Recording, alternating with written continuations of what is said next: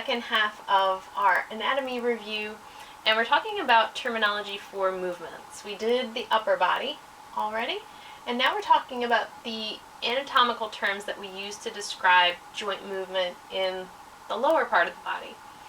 The joining of these two parts of the body are the first part that we're going to talk about, which is the sacrum. And again, since we haven't done bones yet, the sacrum might not make a whole lot of sense, but this is a rather large triangular-ish bone that creates the back of the pelvis, but it's the spot where our lumbar spine joins to the pelvis, which makes it really important. And the sacrum on either side has a sacroiliac joint. And sometimes you'll hear people talk about their SI joint. This is what they're talking about. It's where the sides of the sacrum join with the rest of the pelvis, the crest that forms the sides of our pelvis. They join together at that little space in the lower back on either side. And the sacroiliac joint is important, not because of the movements that it does. It only has something like 4 degrees of movement. It's hardly even worth talking about. And that movement is just to make minor adjustments. The problem comes in when it starts to do more than 4 degrees of movement and it gets hypermobile, then you start getting back pain and back instability. This is a problem for yogis because if we are overly aggressive when we forward bend or when we twist, it creates shearing at the SI joint. We're going to pull the SI joint more than those 4 degrees should be moving. And that's going to cause problems, and it's quite a painful situation when your SI joint gets inflamed, and it can be rather difficult to get it to calm back down again. And once we have stretched out the fibrous tissue that holds that joint stable, you're not going to get it to go back. It's not very elastic, so it's something that you really want to come at from a preventative standpoint. Know the safety and the poses and what you shouldn't do. Don't pull yourself really hard into forward bends because the SI joint will get mad. Okay, which brings us down to the all-important pelvis and the movements of the pelvis. And I think these are some of the trickier ones to really understand and conceptualize when you're in postures, especially the anterior and posterior pelvic tilt. This always takes students a while to get a handle on, but I like to think of the pelvis like a bowl. Okay, so you have this bowl. There's organs inside of it, and there's this sling of muscles on the bottom of it. And when we're in certain poses, like a forward bend, we tilt the pelvis forward. And sometimes we go into a back bend and we tilt the pelvis backwards. The issue becomes if you stay in an anterior pelvic tilt too much, but you're trying to sit up straight, you're going to have an exaggerated lower back arch, right? And your abdominal muscles aren't going to be engaged. You're going to be pushing them forward, have this really strong hollow through your back. So it would be, here's my pelvis in neutral, and then I tip it forward and push my belly forward, and I have this strong arch right through my lower back. Now if I tip my pelvis backwards, I'm going to take that bowl and pull it back like I'm doing a crunch. My rib cage and my pelvis get closer together, my abs draw back, and that seems like a good position, right? Because your abs are engaged. But the problem is when I spend a lot of time in a rounded position like that, my pressure is going back toward my lumbar spine. And you'll probably know at least one person who has a herniated disc in their lumbar spine. Habitually rounding and pushing your pressure back like this, always having your pelvis tucked underneath in a posterior pelvic tilt, is going to create more pressure in the lower back and put you at a higher risk of herniating a disc. It also overstretches the muscles and the ligaments back there because they're always in a lengthened position, so then they're going to be weak. They're not going to be able to support the spine when you do a movement that requires some support from your muscles so that you don't injure some of the other structures. Okay, so that's an anterior and posterior pelvic tilt. We do that a lot in our cat and cow. So when you do cat and cow and you're rocking your spine forward, pulling your spine back, you're doing all of that movement through the rest of your spine, but the pelvis is what guides that movement. If the pelvis doesn't move, the movement of the rest of the spine is really going to be minimal because the pelvis and that connection between your SI joint and the rest of your spine, or just the sacrum and where it joins to your lumbar spine, that last lumbar vertebrae, that is going to show where the rest of the spine goes. So it's an important thing to keep in mind for posture. If you're in a seated position and a posterior pelvic tilt, it rolls all the way up into my shoulders and my shoulders hunch forward. I'm internally rotated, my shoulders are protracted, and my cervical spine is protracted because of what the pelvis is doing. If I take my pelvis and I correct that, and I anteriorly tilt my pelvis just slightly so that my lower back has an arch, I feel that lift all the way up the rest of my body. My shoulders fall back, my head draws back into alignment, and everything has that natural arch that we want it to. So the anterior and posterior tilt of the pelvis, you're going to try to watch for that in specific poses. One of the ones that I always look for is if you're in goddess pose and the pelvis likes to just drop forward and the lower back arches. The same thing happens in Warrior 2 a lot. Warrior 2, you're hanging out, you feel good, but the pelvis is all the way shifted forward. It's in an anterior tilt, and your abdominal muscles are just relaxed. They're just hanging out. So watch for that. I'll show you the examples when we go over the practice to work on our movements.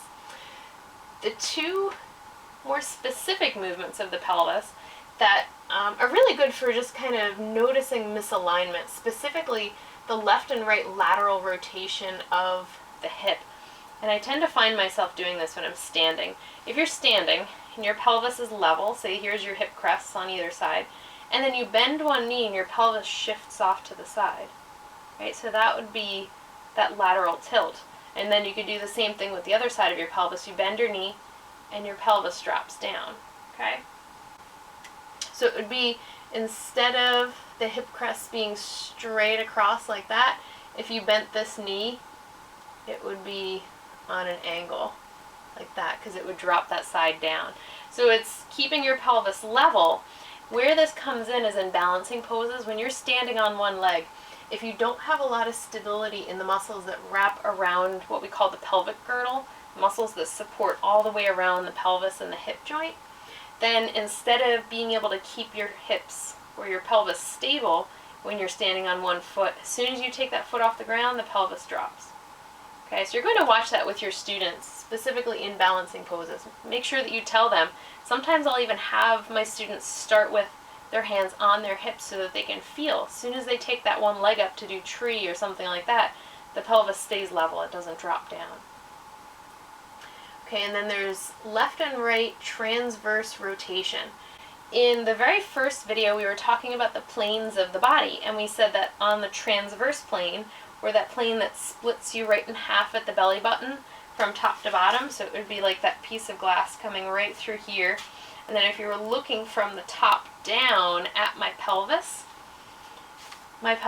could rotate forward or rotate forward. So instead of being in that perfect straight position like you would find an anatomical position, if I start to step one foot forward, my pelvis is going to follow it. If I step the other foot forward, my pelvis is going to follow it.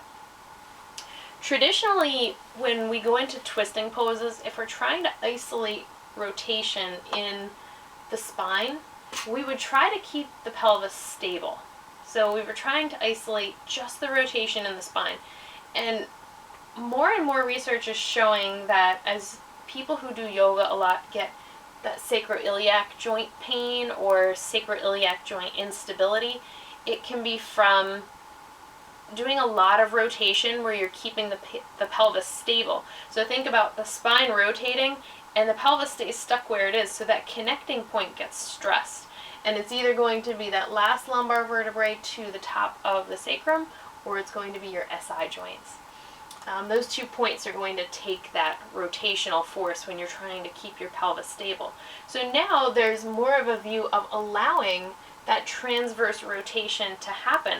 So as I'm going into a twist, I'm actually going to let my pelvis shift over a little bit so that it helps me to go into that twist naturally rather than anchoring it down and putting stress on my SI joints.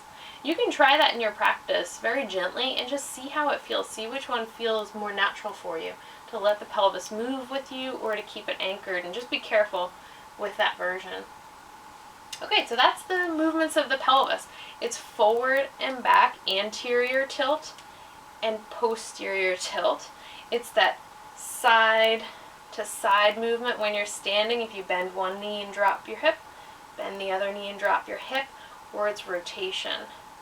One hip goes in front of the other and the other way around, okay?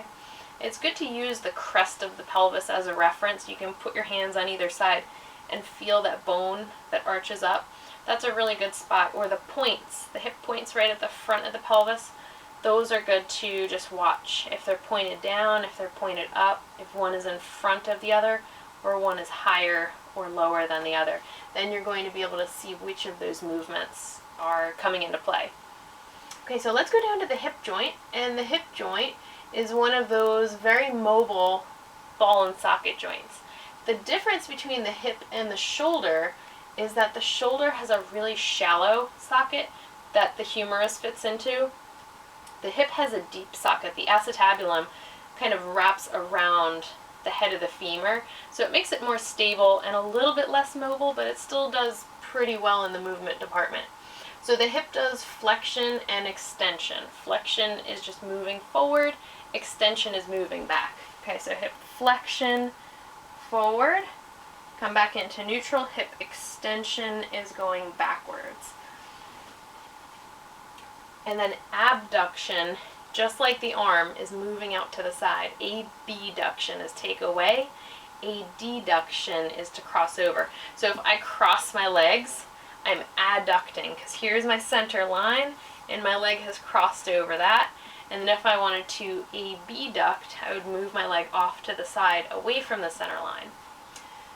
Flexion, extension, forward and back. Abduction, adduction. Okay, now our leg, since it's a ball and socket joint, just like the shoulder, can internally and externally rotate. And it also gets confusing at the hip. It's not so bad when the leg is straight, but when you start bending the knee and bending the hip into flexion or abduction and rotating it, then it gets confusing.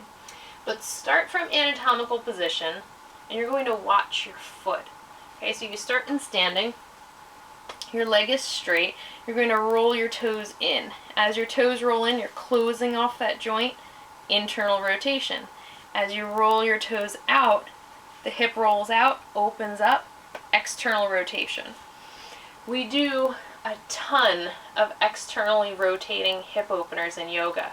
Think butterfly pose or Baddha Konasana.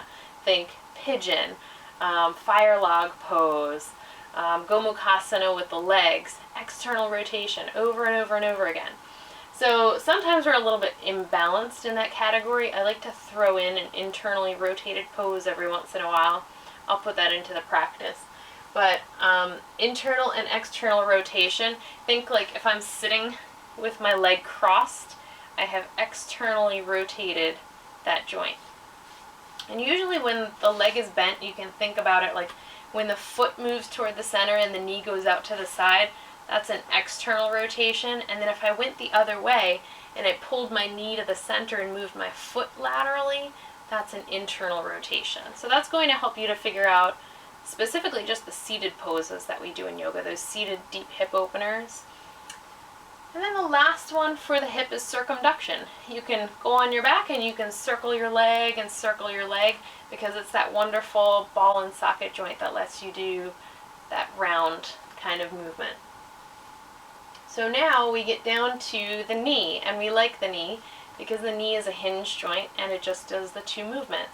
It does flexion, so that's when we bend it, and then extension when it's straight. When you're standing in anatomical position, the knee is fully extended. It's straight, there's no bend at it.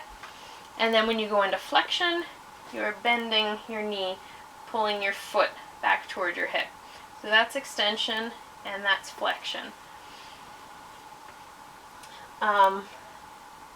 The other ones really aren't worth discussing. You can do a few degrees of rotation at the knee without initially causing damage, but it's so risky that I don't even like to talk about it.